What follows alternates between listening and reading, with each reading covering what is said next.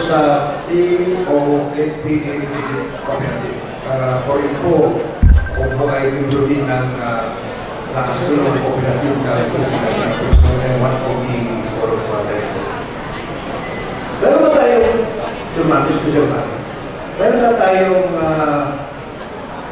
credit cooperative o student virus sa ngayon?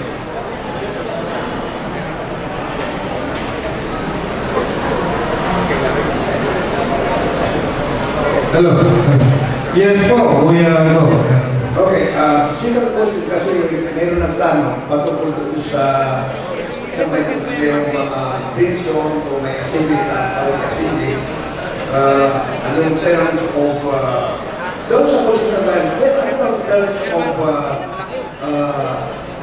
yung mga official doon? Ano ba ang nila? Years? How many years? 2 years? 1 year? Meron ba doon? 1 year po, we go. Okay, 1 year. Kasi ang pagkakaroon kasi lahat yan, meron pa mga seminar yan.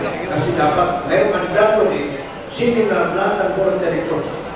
O implement, may mandatory yan na seminar na ipas listed by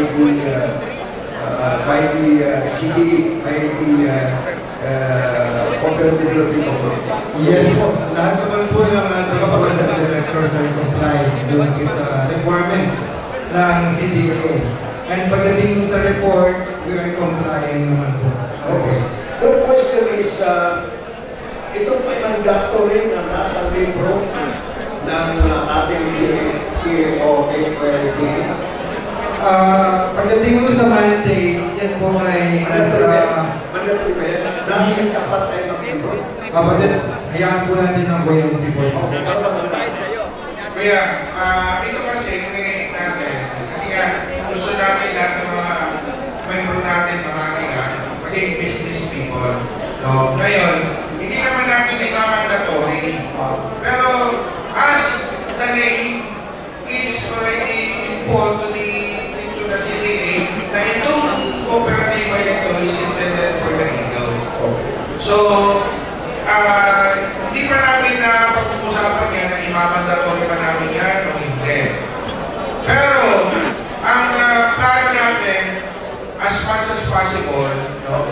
Kasi alam naman natin, ang mga Eagles, ibibigay up namin yan, this coming assembly, gawa ka namin na itong mga member natin, kailangan mag-mandatory member, no? Para nang sa ganon, to support this project. Kasi kung may fund tayo, kuya, mas marami tayo matutulungan ng mga kuya. Diba?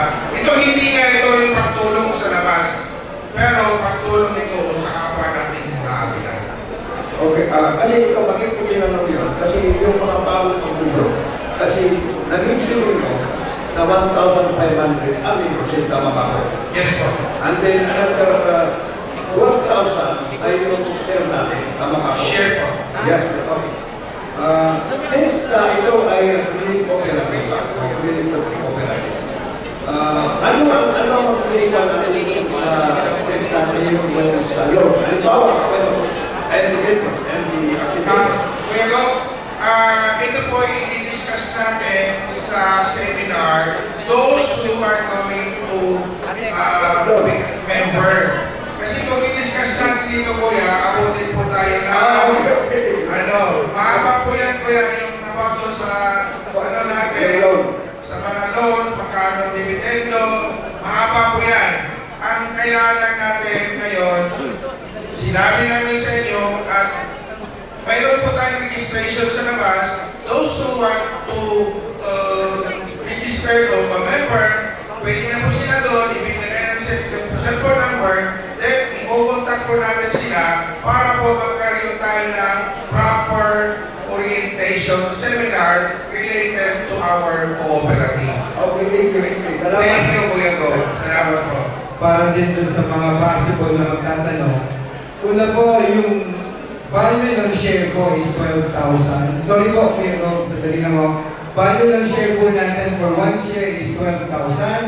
Pagka po inabail mo yung 5 shares, that is 60,000.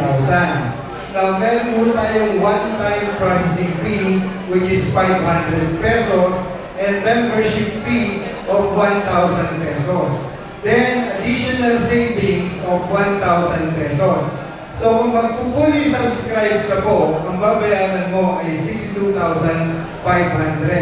Pero kung one share lang, 14,500. Meaning, one share plus 1,500 membership and processing fee plus 1,000 savings. Now, pagdating naman ho sa mga ibang questions regarding sa deeper services ng kooperatiba, magkakandak po tayo ng PMES o yung Pre-Membership Education Seminar. Pwede pong bumaba ang ating mga co-officers, including me, sa inyong mga region at mag-i-schedule po tayo. Yun po. Maraming salamat po. Mayroon po tayo po sa labas to answer the clarification. Yes, Kuya Boss. Si Kuya... Yes, Kuya